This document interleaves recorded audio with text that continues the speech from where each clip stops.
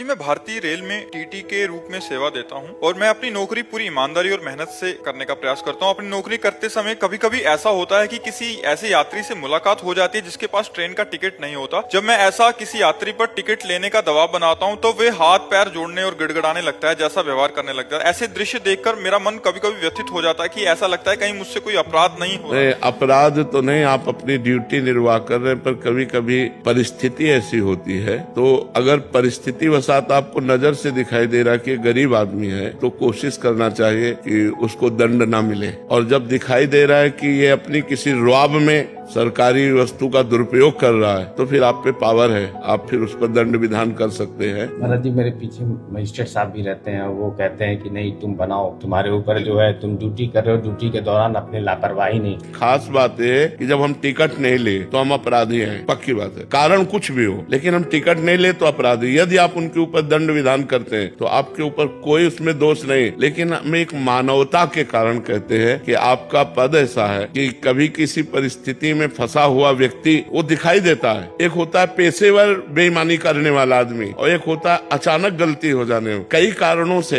ऐसे कई कारणों में अगर कोई फंस रहा है और आपके ऊपर ऑफिसर है, दबाव पड़ रहा है, तो आप अपनी जेब से लगा दीजिए कि 100 रुपया 500 रुपया मैं लगा देता हूँ, आगे से कभी चूक मत करना। तो मतलब इससे भगवान की कृपा प्राप्त होगी आपको।